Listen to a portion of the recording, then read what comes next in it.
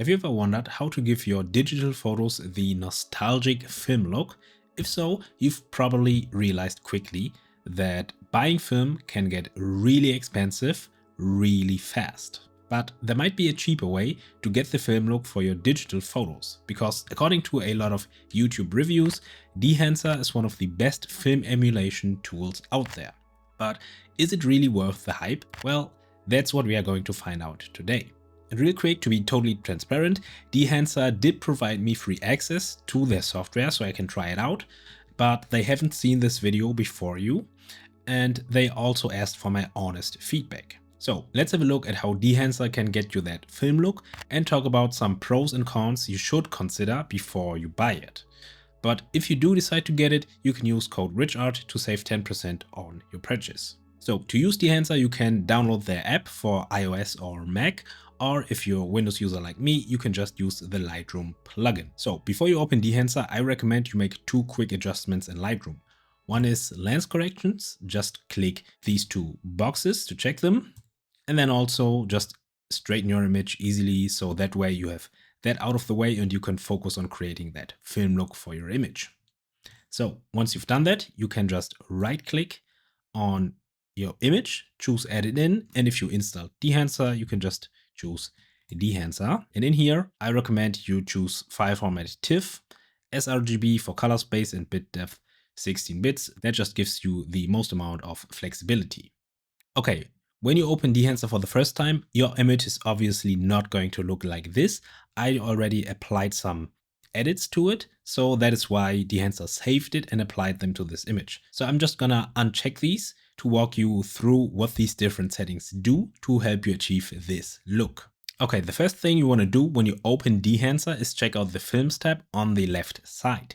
This is where you have a lot of different presets that emulate the look of different film stocks. So you have some classics like CineStill 50D and 800T.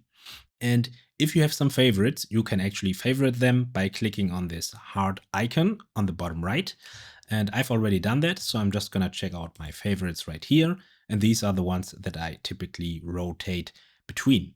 So for this one, I'm going to use Kodak Pro Image 100 because that is simply the one that I like most, but you could of course try and check out how different film stocks would look on your image. So for input, I just increased the exposure a little bit by 0.3, and temperature I also increased it a tiny bit to get a little more warmth into the shot, and that is basically it.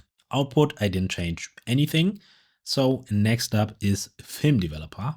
So as you can see, what this does is increase contrast. That's what I use it for, plus 20 on contrast and a tiny boost with plus 25 on color boost to increase saturation. Okay, next up is film compression.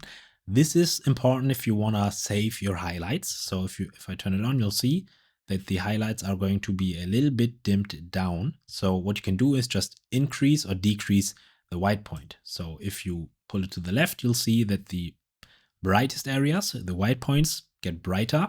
And if I put it to the right, you'll see they get darkened. So what I'm gonna do is I'm just gonna keep it at around 96 is probably good. Yeah, this is pretty good. This is like almost blown out because they were very bright, but not blown out. So usually this is where you save your brightest areas or you revive them if you underexposed the image a little too much.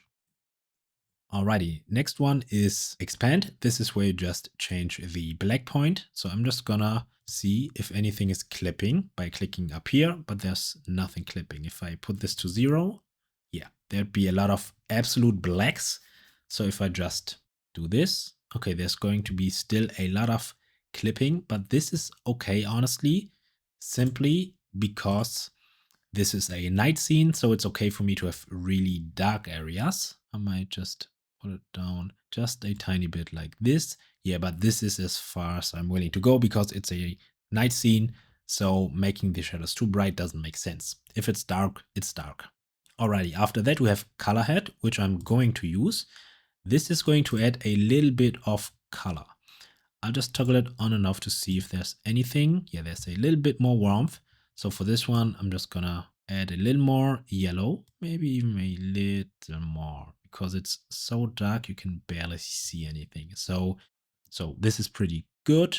I'm just gonna, so again, the shadows tone, midtones, and highlight tones is where you can impact how much of the tones are going to be affected by the color that you edit. So if you decrease the shadow tone, the shadows are not going to be affected by the color grading. If you increase it, there's going to be a lot of color grading in the shadows. So for this one, I actually like it if I decrease it to have a little bit of color contrast between the shadows and the highlights.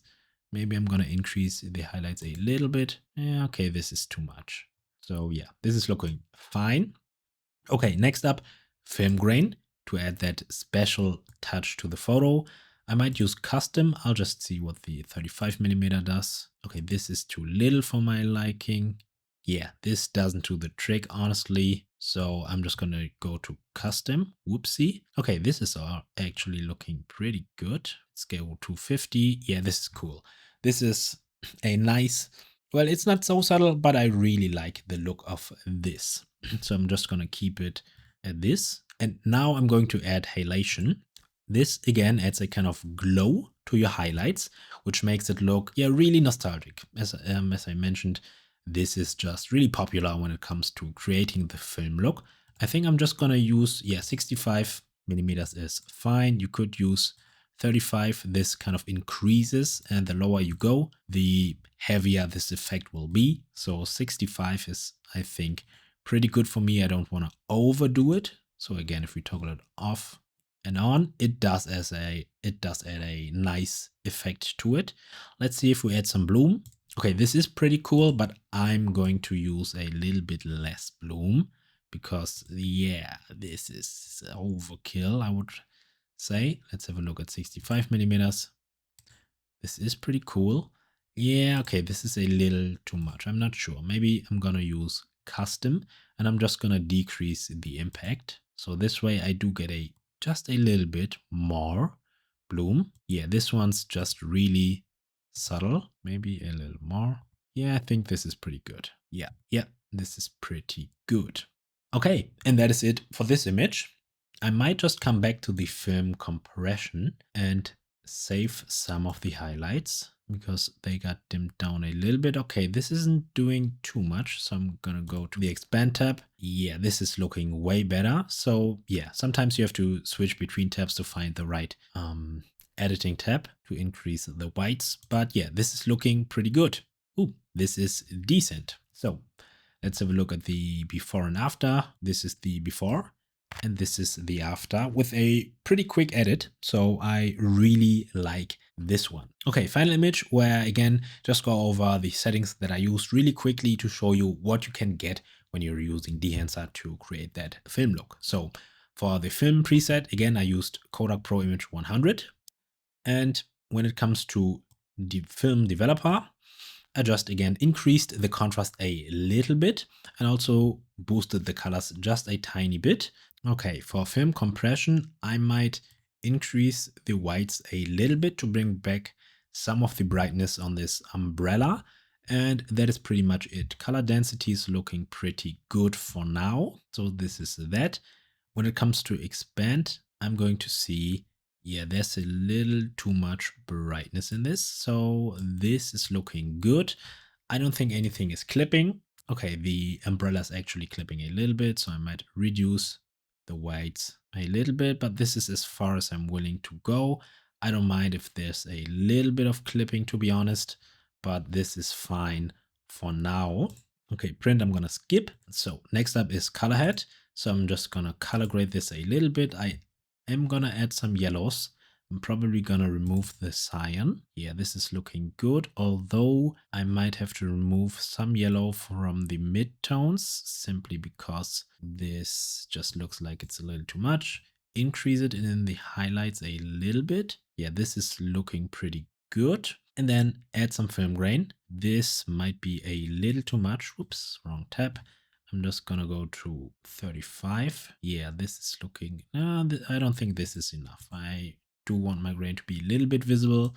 I'm gonna increase the amount. Yeah, this is looking good. Not too much, not too little. Okay, yeah, just need to change the amount for this one. Halation I'm gonna skip simply because it's going to give me funny edges around the umbrella that I don't want. Oh, now that I'm looking at the umbrella, there's some yellow on the top. I'm gonna see if I can remove that, if I remove it from the highlights. Yeah, okay, this is a little bit better, so this is fine. Then I'm going to come to bloom to add a little bit. Wow, this is very little bloom, so we are going to increase this. Oof, this is looking good. Okay, little bloom, a little more bloom. I like how soft this looks. This really looks like an old film photo. Okay, so now I'm gonna see if I can get if I can get back some of the brightness. Let's see. Okay, this is not the place. You do have to look to find where you can change the white point. So this is going to give me, yes, way better. Yeah, it might give me some clipping on the umbrella, but I'm fine with this. I'm probably going to do this, just remove the clipping, marking. Okay, this is the before and this is the after. And quick disclaimer, I had to reopen Dehancer once to adjust the contrast in this image because sometimes images look more saturated in Dehancer than they do when you export the image. Okay, so final thoughts on Dehancer as a film emulation plugin.